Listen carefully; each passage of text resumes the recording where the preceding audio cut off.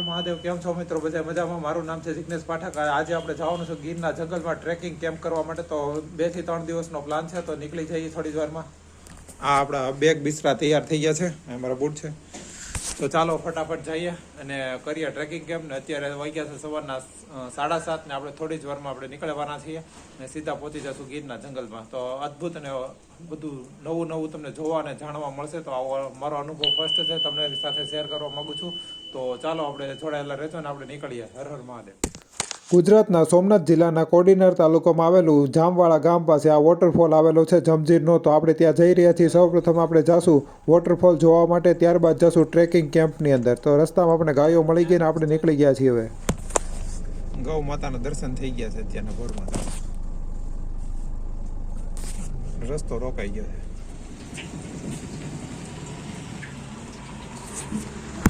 આવી ગયા છે ગરમા ગરમ ગાંઠિયા દલખાણીયાની અંદર. હવે પછી જઈએ છીએ જામવાળા. અમે રૂટ લીધો છે અમરેલી, ધારી, દલખાણી અને જામવાળા.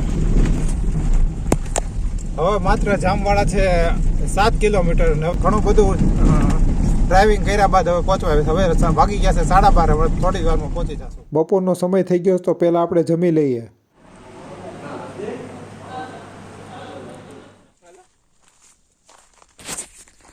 મિત્રો અત્યારે પહોંચી ગયા છે જમજીરના ધોધે. આવો કંઈક રસ્તો છે. ચાલો તમને આગળ જઈને ધોધ બતાવું. અત્યારે બપોરના વાગ્યા 2:30 ને ફૂલ તડકો લાગી રહ્યો છે, પણ તોય આપણે એક્સપ્લોર કરવા આવ્યા છીએ તો કરી જ દઈએ.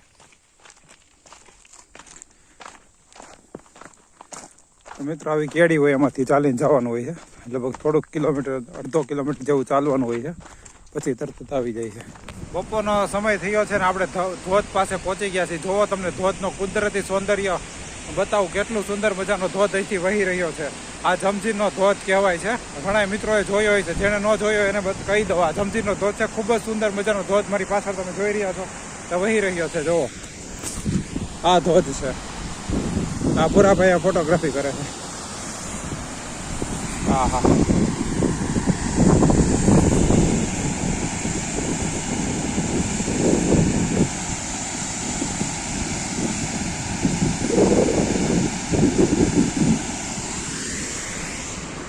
આટલો સરસ ધોધ હોય, અમુક માણસોએ કચરો કરીને થોડીક ગંદકી ફેલાવી છે. એ બાબતનું ખાસ આપણે ધ્યાન રાખશું. ધોધની સુંદરતા જોઈ મિત્રો, કેટલો મસ્ત મજાનો ધોધ અહીં વહી રહ્યો છે. અહીંયા આપણને બેસીને એમ થાય કે સાંજ સુધી આ ધોધને જોયા જ કરીએ, એટલું મસ્ત પાણી અહીંથી પસાર થઈ રહ્યું છે.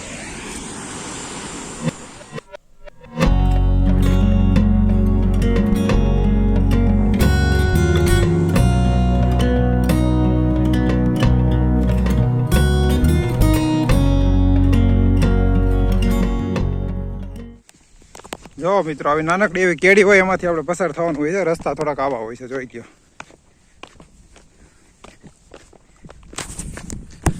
જમજીરનો ધોધ જોયો મિત્રો, કેવો હશે લાગ્યો તમને એ કોમેન્ટમાં જણાવજો. જે મિત્રો અહીંયા આવી ગયા હોય એ પણ કોમેન્ટ કરીને કહેજો. ચાલો જો હવે જઈ રહ્યા છીએ કેમ્પ ઉપર. ભોળાનાથ દાદાનું સુંદર મજાનું મંદિર પણ આવેલું છે. ત્યાં પણ આપણે જઈએ અંદર ને કરીએ દર્શન. આશ્રમમાં શાંતિ જાળવવાની આવતી રાતે આપણે જમજીરના ધોધે જાવ ને મિત્રો, ત્યાં એક સુંદર મજાનો આશ્રમ પર રસ્તા આવે છે, તો સાથે સાથે તેના પણ દર્શન કરી લેતા જોઈ લે. ગીર જામવાળાથી 1.5 થી 2 કિલોમીટર દૂર આ જમજીરનો ધોધ છે. તે ત્યાં જ આવેલો છે. આ સિંગોડા નદી પાસે બનેલો છે ધોધ. તો ખૂબ જ સુંદર મજાનો ધોધ આપણે જોયા બાદ હવે જાશું ટ્રેકિંગ કેમ્પ ઉપર. અહીં ગાડીઓ પાર્ક કરવાની સુવિધા છે, અહીં પાર્ક કરી દેવાની. ટ્રેકિંગ કેમ્પમાં મિત્રો એક પોઈન્ટ કીધો હતો, ત્યાં પોઈન્ટ ઉપર આવીને આપણે પહોંચી ગયા. પોલારમાં જઈ રહ્યા છીએ, અલગ જ એક્સપિરિયન્સ લેવા માટે જંગલની અંદર. જો આ છોકરાઓ બધી બધું કેળાના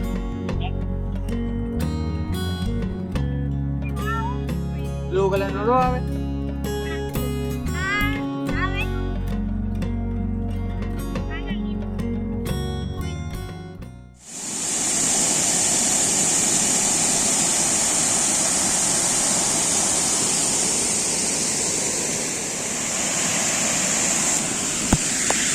બથેશ્વર કેમ્પ સાઈડ ઉપર પહોંચી ગયા છે. એનો નજારો જોવો મિત્રો, કેટલો સુંદર છે.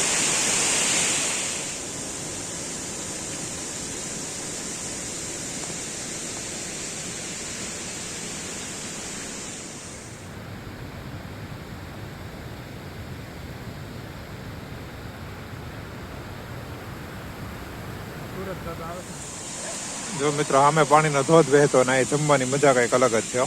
પરોઠા, સેવ ટમેટાનું શાક, કઢી, ખીચડી અને પાપડ. આપણું જમવાનું આવી ગયું છે. થોડી વારમાં જમીને પછી કેમ્પ ફાયર ઉપર જા.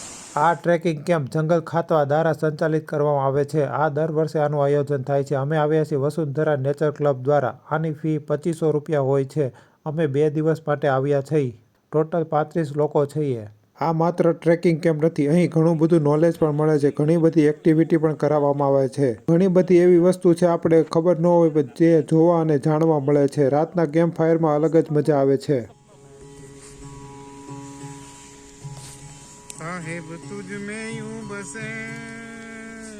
કેમ્પ ફાયરનો અને ભજનનો આનંદ ઉઠાવી રહ્યા છીએ. જેમ જેમ રાત થતી જાય છે તેમ ઠંડી પણ વધતી જાય છે. અહીં ખૂબ જ ઠંડી લાગે છે. હવે પડી ગયા છે 11 વાગી ગયા છે. હવે પડી ગઈ છે રાતને. હવે સુઈ જાય સીધા મળશું સવારે, કારણ કે ટ્રેકિંગ કરવા જવાનું છે. મિત્રો સવારમાં 5 વાગે ઉઠી ગયા છીએ. અત્યારમાં તાપણું ચાલુ છે ને સામે આપણા માટે રસોઈ બને છે. અત્યારનું જોવો લોકેશન, તમે અંધારું છે કંઈ દેખાશે નહીં, પણ સવારે તમને એક નંબર જોવા મળશે. બધું જોવા તાપણું ચાલુ છે. ઠંડી બહુ ચડી ગઈ છે.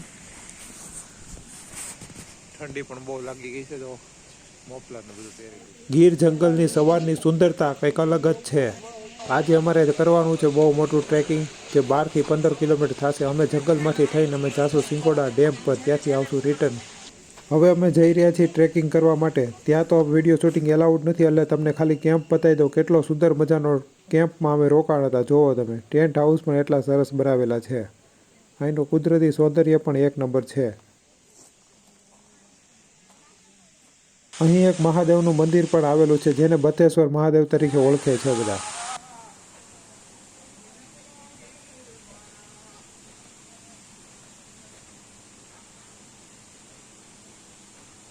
અહીં ઘણા બધા પક્ષીઓની પેઇન્ટિંગ દોરવામાં આવેલી છે, જે આપણી વચ્ચે એક સમયે રહેતા હતા. તે ધીમે ધીમે હવે લુપ્ત થવા લાગ્યા છે. તો આપણે ઘરની બાજુમાં થોડા વૃક્ષો વાવીને તેના માટે ઘર બનાવીશું ને એની વચ્ચે તે રહી શકે એવું પ્રયત્ન કરશું.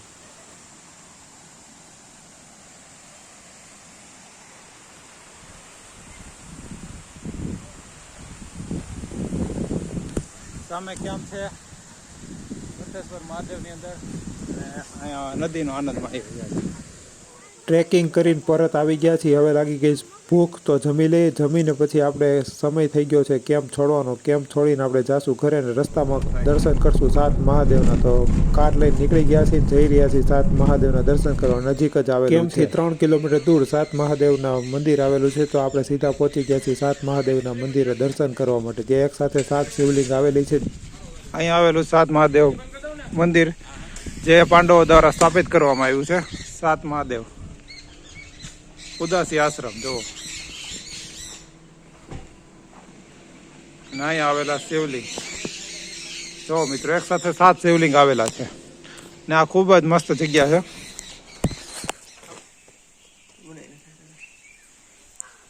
તો મિત્રો આજે આવી પહોંચ્યા છીએ 7 મહાદેવ.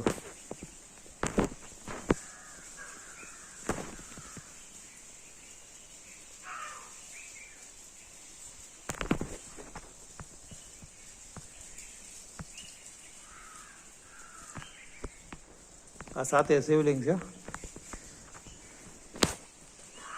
એકદમ શાંત જગ્યા છે.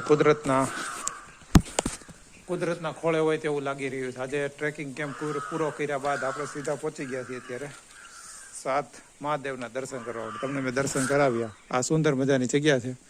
ચારે બાજુ પક્ષીઓનો તો અવાજ તમને સંભળાઈ રહ્યો હોય છે. આ 7 મહાદેવની પાછળની નદી છે જોવો.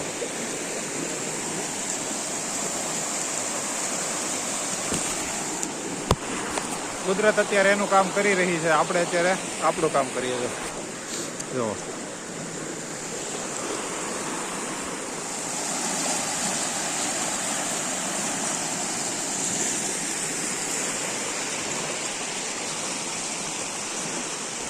આ નદી 7 મહાદેવની પાછળ આવેલી છે. ખૂબ જ સુંદર મજાની નદી છે. અહીં મિત્રો નાવાની મનાઈ છે, તો નાતાની ખાલી પ્રકૃતિને માણીને પાછું ઘરે જવાનો આગ્રહ રાખશું. ચાલો હવે વાગી ગયા 4:30. પછી આપણે જંગલમાંથી એન્ટ્રી લેવાની છે. પછી અમરેલી પહોંચવાનું છે, તો મોડું થઈ રહ્યું છે, તો નીકળીએ. ચાલો. મસ્ત જગ્યા છે, પ્રકૃતિના ખોળામાં છે.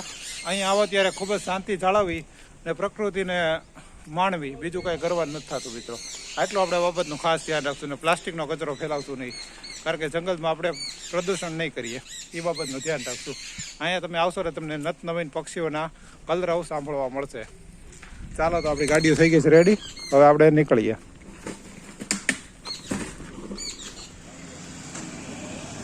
અહીંયા બધી મિત્રો થાબડી પેંડા જ મળતા હશે, જોવો તમે બોર્ડમાં બધી ગરમા ગરમ લાઈવ બનતા જ હશે પેંડા થાબડી જોઈ.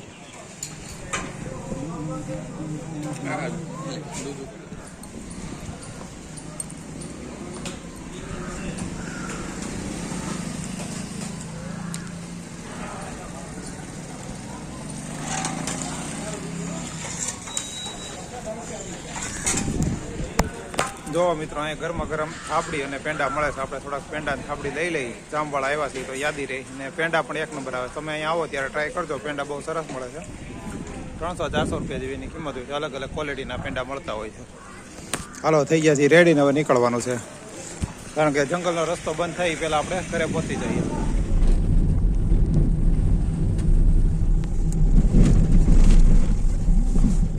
ટ્રેકિંગ કેમ્પમાંથી મિત્રો ઘરે પાછા આવી ગયા છે.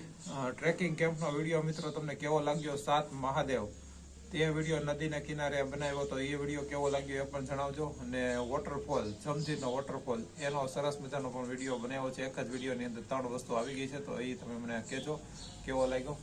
અને એક મંદિર મારા ઘર પાસે બનેલું છે, જલારામ બાપાના ગુરુ એટલે કે ભોજલરામ બાપાનું, તેનું પ્રાણ પ્રતિષ્ઠા થવાની, તો થોડાક ટાઈમમાં પણ એ વિડીયો બનાવીશ. ને નવા હોય તો ચેનલને સબસ્ક્રાઈબ કરી લેજો, વિડીયો લાઈક કરી દેજો, તમારા મિત્રો સાથે શેર કરવાનું ભૂલતા નહીં. આવા જ નવા વિડીયો તમને આપણી આ ચેનલ ઉપર જોવા મળતા છે. ચાલો તો હર હર મહાદેવ, થેન્ક યુ.